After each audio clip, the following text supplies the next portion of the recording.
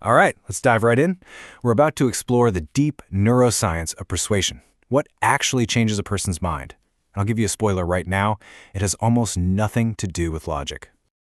So let me start by asking you a really important question. I want you to really think about it. Who are you? Seriously, I'm not talking about your name or your job. I'm talking about the story you tell yourself. You know, that inner voice that decides who you are and what you deserve? Because that story, well, that's your identity. And that identity is the control panel for every single decision you make. It's got the levers for what you believe, what you fear, what you hope for. It literally dictates what you think is possible for your life. So if we want to get what real persuasion is all about, we have to get this one thing straight. We're not trying to convince someone with a new fact. We're trying to give them a new story. A story that, deep down, their brain is absolutely desperate to believe. Think about it like this. Your brain's permission system is like a bouncer at some super exclusive nightclub. Nothing gets past that velvet rope without the okay. But here's the twist. This bouncer couldn't care less about logic or well-reasoned arguments. No, its permission system is all emotional. It's tribal. It's only looking for one thing. Does this new idea fit with my identity? So what happens when a message doesn't fit with our identity? It's not just a simple disagreement. It can actually physically hurt.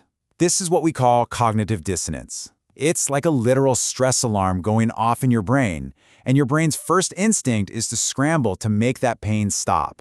And how does it stop the pain? Well, we like to think we'd rationally look at the new information and decide to change our behavior.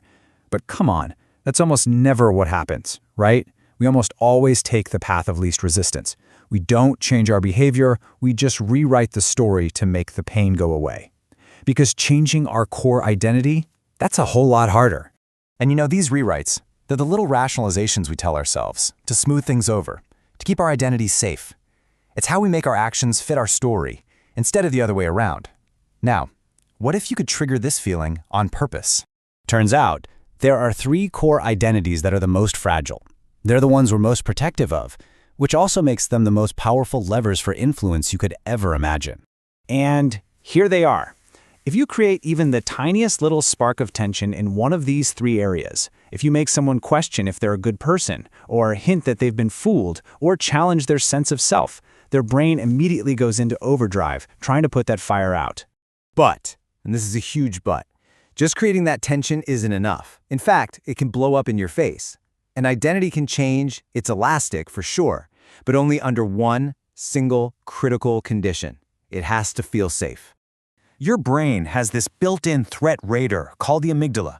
If you try to persuade someone when that alarm is blaring, you might as well be talking to a brick wall. Nothing is getting in. For persuasion to even have a chance, that amygdala must stand down. And this gets to a really vital point. We often think persuasion is about charisma. And yeah, charisma is great for getting attention, but it's composure, that calm, steady, self-assured presence that makes the other person's brain feel safe. Composure is what grants you permission to let them change. Okay, so how do we actually use all this? Let's make it practical. I'm going to give you a 4-step playbook for putting these ideas into action. Let's call it the identity trap. It works just like this. First, you affirm their current identity. Make them feel seen. You could say, you're the kind of person who always thinks for themselves. Second, you gently, very gently, introduce that dissonance. But lately, it feels like you've been living by someone else's script. Third, you build that emotional gravity. Make them actually feel it. You feel that tightness in your chest? That's your real self trying to get out. And finally, you offer the exit. The only thing you need is permission, and you have it. When this works, it's wild. You can actually see it happen in real time. The person's shoulders will literally drop. Their blinking slows down. They'll take a deeper breath. You are literally watching their brain physically rewire itself right there in front of you.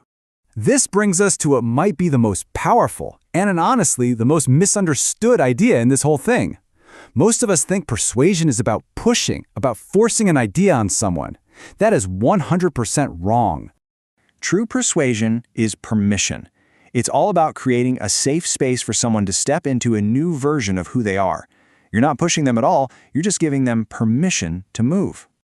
This is the huge difference between manipulation and mastery. Manipulation is forcing change onto someone. Mastery is allowing change to happen within them. That's a profound shift in how you think about it.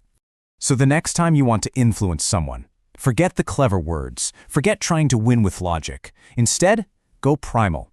Speak to the story they tell themselves. Create just enough of that uncomfortable dissonance.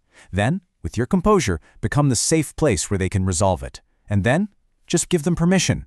That's really the essence of it. You're not pushing, you're not forcing your way in, you're just opening a door inside their own brain that they maybe didn't even know existed, and then you're handing them the key.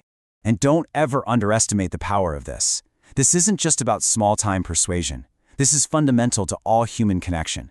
This is how revolutions start. It's how love stories get written. It's how our destinies become intertwined with each other. So I'll leave you with this question. Now that you understand how this works, now that you basically hold the key, what door could you open for someone today? Who could you give permission to become the person they secretly, deep down, really want to be?